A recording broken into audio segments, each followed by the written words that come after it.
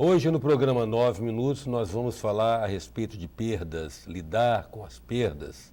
Todo mundo quer e em tese merece ser feliz, mas as perdas fazem parte da nossa história e é um momento difícil, um momento que se coloca como não no nosso script de vida, não no nosso modelo ideal de felicidade. Para tratar desse assunto nós vamos conversar com a especialista, a psicóloga Letícia Cesarino de Carvalho, que está aqui conosco. Letícia, toda perda, como é que as pessoas devem lidar com a situação de perda? A questão do que a gente fala do sentimento da perda, que é o luto. Como é que é lidar com isso? Não existe uma fórmula certa, né, Eustáquio, para lidar com essa perda. Cada um vai ter o seu tempo, cada um vai ter a sua maneira de expressar essa perda, e é importante que as pessoas que estejam em volta consigam respeitar isso, porque é muito comum as pessoas, as famílias que são enlutadas, reclamarem dessa falta de respeito dos amigos, das pessoas que estão próximas nesse momento tão difícil, que é um momento de uma perda, da morte de algum ente querido. Toda perda emocionalmente expressiva, ela implica a necessidade de fazer o luto, de viver o luto? Sim. Nós, dentro da psicologia, nós entendemos que toda perda, ela desencadeia um processo de luto. Então, o luto é visto o quê? Como um processo normal, uma reação normal diante de uma perda. É normal, diante da perda, você viver um processo de luto. Alguns lutos a gente considera como complicados ou como disfuncionais pelo tempo que eles ficam. Né, pelo tempo que a pessoa vive, né? Que se estendem, que começam a trazer prejuízos para a vida da pessoa. Agora, você trouxe um assunto aí que é importante e não é mencionado com frequência. A edição de domingo no Jornal Local trouxe uma receita de longevidade que diz: a pessoa, para viver muito, deve ser feliz, como se fosse assim, né? Então, a questão um dos nossos valores culturais é de que a tristeza não é normal. Não se pode ou não se deve ficar triste. Perder não é normal. Como é que a gente lida com isso? Como é que a gente se situa em relação a isso? Eu até falei porque, assim, as pessoas parecem que têm uma crença de que estar triste deve procurar o psicólogo, o que confirma muito isso de que a tristeza não seria algo normal. E a sociedade de hoje, ela vem afirmando muito isso com as crianças, com os jovens, que eles devem ganhar o tempo todo, que devem vencer o tempo todo, e parece que se esquece um pouco de educar para essa perda também. E a perda a gente entende ela não só como a morte, mas outras perdas que acontecem ao decorrer do desenvolvimento humano e que você vê que as crianças não estão preparadas para isso, né? Então, é importante educar para a perda. Deixar consciente, né, de que a perda é inevitável. A sociedade incorporou muito fortemente o que se chama de hedonismo, né? Essa coisa o princípio do prazer, ou seja, ser feliz é ter prazer. Ser feliz a qualquer custo também, né? Qualquer custo. Como se fosse uma obrigação, de fato, ser feliz. Então, é muito comum aquele slogan do seja forte. E dá para ser forte o tempo todo? Qual é o mérito que há, né, em ser forte? Eu entendo que tristeza, ansiedade e outros sentimentos aí vistos como não muito bem-vindos, né, negativos pela sociedade, são sentimentos que são normais. Agora a gente precisa aprender a lidar com eles, porque vão acontecer a todo momento. Agora, de qualquer maneira, se a pessoa não cumprir essa função de catarse, essa função até fisiológica de descarregar esse sentimento, ele enrustido, ele deve implicar em patologias e outros problemas, não? Sim, se a pessoa enruste isso. O que a gente não coloca para fora, muitas vezes o corpo coloca, né? Então, pode acontecer, sim, alguma doença depois desse pela não vazão Exato. Desse sentimento. Agora, tem pessoas também que, por questão de tempo, por questões de ordem burocrática, demoram um pouco mais para viver essa elaboração desse luto, o que também é normal, porque algumas pessoas, diante de uma perda, elas têm que resolver essas questões burocráticas de enterro, de velório, e aí é dita a pessoa que foi forte. Mas essa pessoa também vai ter o tempo dela de viver essa perda. Naquele momento, ela não podia expressar toda a dor dela. Há um retardo na experiência, né? Nessa experiência de sentir a dor. Sim. Também há aqueles que às vezes as fichas não caem na hora, né? Sim. Também uma diferença de tempo aí que de repente a pessoa...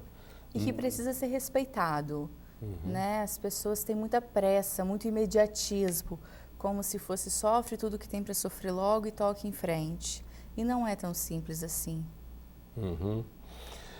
Agora, a gente sabe dos riscos das generalizações. A distinção entre o luto para o homem e para a mulher tem padrões e categorias diferentes de como eles vivenciam isso, como eles internalizam e como que eles expressam isso. Uhum. A mulher, há muito tempo já, ela foi permitida socialmente a expressar mais as suas emoções, né? E o homem, tanto que tem o dito, o homem não chora, né? Mas hoje, com a mudança de papéis, com a mulher saindo de casa e muitas vezes o homem ficando em casa, a gente já vê que já não tem mais essa questão de gênero. Cada um, dentro do papel que desempenha, vai ter o seu tempo para sofrer esse luto e vai ter a sua maneira e a sua liberdade para expressar aquela emoção. Muitas vezes, a própria mulher, ela não expressa um sentimento de pesar, não demonstra um choro por conta até desse medo, desse papel que ela vai ter, de ser firme para os filhos às vezes, né? Então, Sim. pode acontecer da mulher também não expressar esse sentimento. Não existe mais aquela coisa que só o homem que não chora. Mudaram os papéis, mudou também a forma de expressar os sentimentos. Mudou comportamento e reações. Em 9 minutos a gente conversa com a psicóloga Letícia Cesarino de Carvalho. A gente volta já.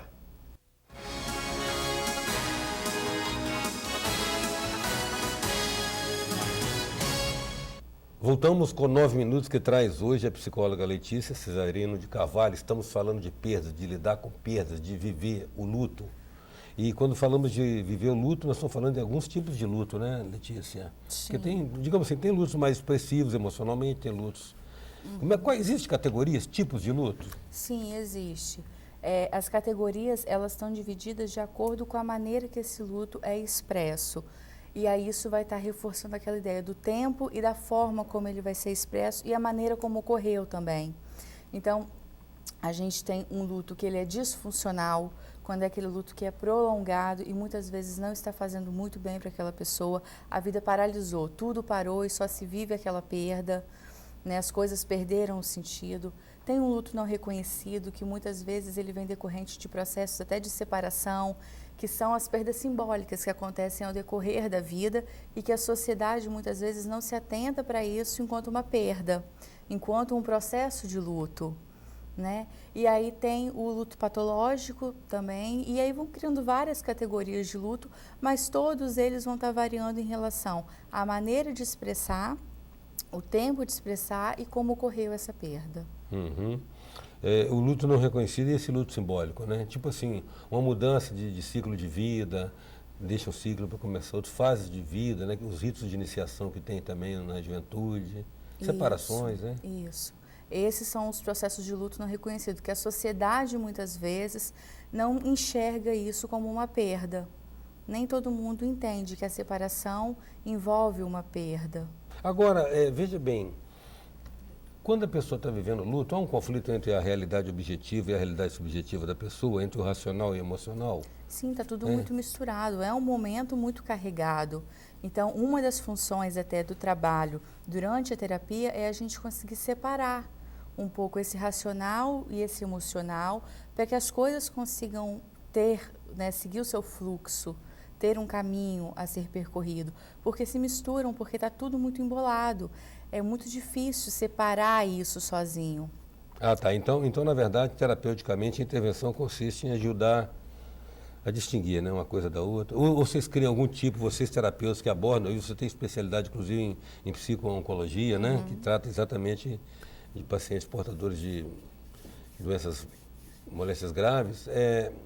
Vocês ajudam a fazer uma ressignificação? Como é que é essa intervenção de vocês, terapeutas? Sim, tem que ser feita uma ressignificação dessa perda, mas antes disso é preciso validar esse sentimento, validar essa tristeza, validar essa dor que essa pessoa chega até o consultório. Ela é legítima? Ela é legítima, ela tem um valor e ela impactou na vida daquela pessoa. Mudanças vão ter que acontecer, são inerentes, né? E isso vai precisar de um tempo para adaptar. E aí, para depois sim conseguir ressignificar e aí tocar em frente, né? Então, isso leva tempo, esse processo leva tempo, porque também não é uma coisa que é cíclica. Você adaptou, ressignificou e segue em frente. Às vezes o paciente, quando está ressignificando, ele tem uma recaída, e depois ele volta para essa ressignificação. Então é muito instável esse momento, porque tem as datas também. Ao longo de um processo de luto, muitas vezes você tem o primeiro ano da perda, o aniversário de morte, o aniversário de nascimento, Páscoa, Natal, Ano Novo, que são datas significativas, e outras datas que têm um significado para aquela família. Nessas datas é muito comum que aconteça alguma recaída, porque é quando a lembrança ela vem mais intensa, e aí esse emocional, ele também acaba vindo numa proporção bem maior. É, né? Bom, de qualquer maneira, uma coisa que talvez deva ser revista, deva ser examinada e refletida é aquilo que falamos no bloco anterior a respeito da nossa cultura de não aceitar a tristeza.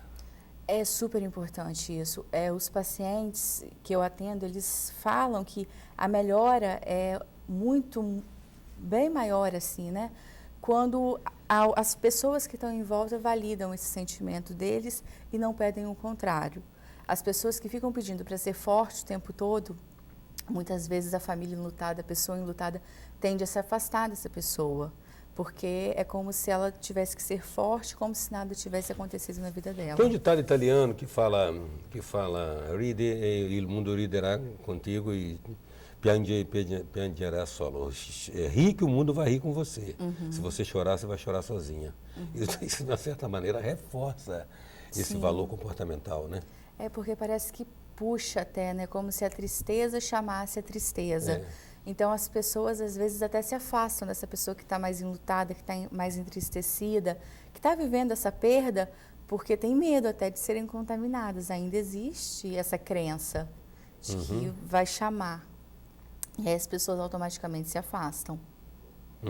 Se pudesse, não a nível de consultório, se pudesse dar uma orientação, um apoio, um conselho a uma pessoa que vive o luto, será que a gente poderia dizer, pula com os dois pés dentro da tristeza, chora um oceano, tudo que puder, tudo que tiver de dor contido em você, depois limpa os olhos, enxuga os olhos e vem para a vida. Eu não sei se dá para ser tão simples assim, né? De fora, né? De quem não está vivendo. De quem não está vivendo. Eu acho que para quem está de fora é fácil falar isso, mas para quem está dentro não dá para ser assim. Eu tenho até medo de, pulando com os dois pés, a pessoa acabar se afogando. Sim. Não voltar, né? Exatamente. Não voltar. Então, a gente você mencionou um luto crônico, né? Uma das categorias do luto é o luto crônico, né? Sim. Aquele que se instala e Isso. parece que não e aí, abandona mais a ele pessoa. vai precisar de um profissional junto, acompanhando, porque provavelmente vai ter que entrar até com uma medicação para dar conta de viver essa perda mesmo. A questão da medicação, de fato, em algumas situações, ela é necessária, né? É necessária, é válido que a gente tem que ter um cuidado, porque medicar por medicar também a gente banaliza demais, né? Parece que a gente está medicalizando o sofrimento e não é essa a intenção. É entrar com a medicação como um coadjuvante de um processo terapêutico. Ela vai estar ali para facilitar esse processo. Eu costumo falar que, nesses casos, medicação sozinha não resolve nada. Agora, isso me remete a outra questão. O luto tem uma componente, tem alguma coisa parecida com o estresse, né? Porque ele é um estado muito permanente, né? Ele se instala e fica ali. O tempo, enquanto durar, está ali, né? Sim. Ele é o pano de fundo de tudo que a pessoa está vivendo e tal. O luto gera algum tipo de estresse? Sim, durante o processo de luto, a gente tem manifestações físicas que acontecem no corpo. Então, bem como o estresse, tem alteração no sono, tem alteração no apetite, muitas vezes o choro, a depressão, dor no estômago, aperto no peito. Vai tendo também essas manifestações físicas, assim como o estresse, porque naquele momento é o que está priorizando na vida da pessoa. Agradeço, Letícia, muito sua presença aqui no nosso Obrigada a você pelo convite. Em 9 minutos a gente contou com a presença da psicóloga Letícia Cesarina de Carvalho. Até já. Sou passageiro.